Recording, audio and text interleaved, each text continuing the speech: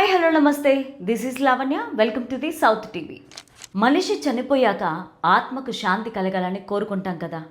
మరి ఆ శరీరానికి కనీస గౌరవం దక్కకపోతే ఎలా ఉంటుంది? బీదర్ ఆసుపత్రిలో జరిగిన ఒక ఘటన వింటే మీకు ఖచ్చితంగా ఒళ్ళు గగ్గురు పొడుస్తుంది. మృత్యు ఒడిలో ఉన్న మహిళ మృతదేహాలతో ఒక నీచుడు ఏం చేశాడో తెలిస్తే మనిషి రూపంలో ఉన్న మృగం అంటే ఇదేనా అనిపిస్తుంది. ఇంతకీ ఆ కీచుకుడెవరు? అసలు ఏం చేశాడు? రండి తెలుసుకుందాం. సాధారణంగా ఆసుపత్రి మార్చురీ అంటే ప్రాణాలు పోయిన వారి శరీరాలను భద్రపరిచే స్థలం. కానీ అదే మార్చురీలో ఒక సైకో తన వికృత చేష్టలతో మానవత్వాన్నే అవమానించాడు.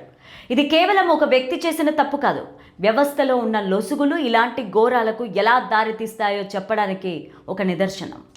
బీదర్ మెడికల్ ఇన్స్టిట్యూట్ మార్చురీలో మునీర్ అహ్మద్ అనే అటెండర్ పనిచేస్తున్నాడు.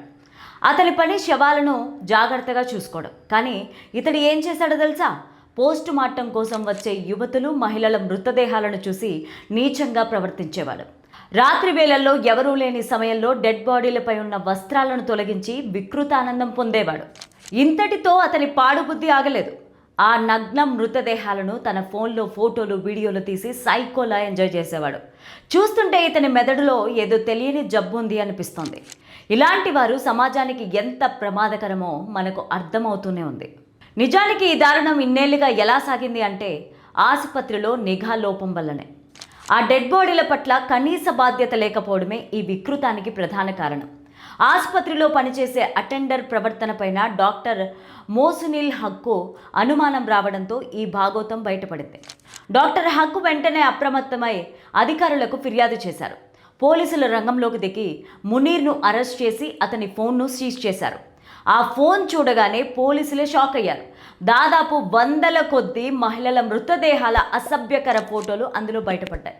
ఇతడు ఎంతటి సైకోనో దీన్ని బట్టే అర్థం చేసుకోవచ్చు. ఈ ఘటన ఇప్పుడు కేవలం బీదర్ జిల్లాలోనే కాదు, దేశవ్యాప్తంగా కలకలం రేపింది. ఆసుపత్రిలో పనిచేసే సిబ్బంది పైన ప్రజలకున్న నమ్మకం ఒక్కసారిగా తుడిచిపెట్టుకుపోయింది. నమ్మి అప్పగించిన మృతదేహానికి రక్షణ లేకపోతే ఇక ఆసుపత్రిని ఏమని నమ్మాలి? ప్రభుత్వ ఆసుపత్రుల్లో ఇలాంటి ఉద్యోగుల నియామకం పైన కఠినమైన నిబంధనలు ఉండాలి. కేవలం ఇంటర్వ్యూలు మాత్రమే కాదు, వారి మానసిక పరిస్థితిని కూడా పరీక్షించాల్సిన అవసరం ఉంది. ఇలాంటి ఘటనలు జరగకుండా సీసీటీవీల నిఘా మార్చురీ గదుల వరకు విస్తరించాలి. ఈ ఘటన బాధితుల కుటుంబాలకు ఎంతటి ఆవేదన కలిగిస్తుందో మనం ఊహించలేం. చనిపోయిన తర్వాత కూడా గౌరవం దక్కకపోవడం కంటే దారుణం మరొకటి ఉండదు. దీనిపైన ప్రభుత్వం అత్యున్నత స్థాయి విచారణ జరపాలని డిమాండ్లు వినిపిస్తున్నాయి. సాంకేతికత పెరిగిన ఈ రోజుల్లో ఇలాంటి దారుణాలు బయటపడడంతో సమాజం విస్తుపోతుంది. అయితే వ్యవస్థలో ఇలాంటి వారు ఇంకా ఎంతమంది ఉన్నారో అన్నది ఇప్పుడు $1 మిలియన్ ప్రశ్న. ఒక వ్యక్తి చేసిన తప్పు మొత్తం వ్యవస్థ ప్రతిష్టతను ఎలా మంటగలుపుతుందో చూడండి. మనిషికి మృగానికి తేడా ఉంది, కానీ ఇలాంటి ఘటనలు చూస్తుంటే మనిషిలోని జంతు ప్రవృత్తి బయటకు వస్తుందేమో అని భయం కలుగుతుంది. సమాజం ఎంత ఆధునికంగా మారినా ఇలాంటి సైకోలను ఎలా అరికట్టాలో అన్నది ఇప్పుడు పెద్ద సవాలు. చూశారు కదా, ప్రాణం పోయాక ఆ మృతదేహానికి ఉండాల్సింది గౌరవం, కానీ అక్కడ జరిగింది ఘోరం. మనిషి రూపంలో ఉన్న ఇలాంటి మృగాల పట్ల సమాజం ఎంత భయంకరంగా మారుతుందో కళ్ళకు కట్టినట్టు కనిపిస్తోంది. అసలు ఆసుపత్రిలో ఇలాంటి వారు ఇంకా ఎక్కడెక్కడ ఉన్నారు?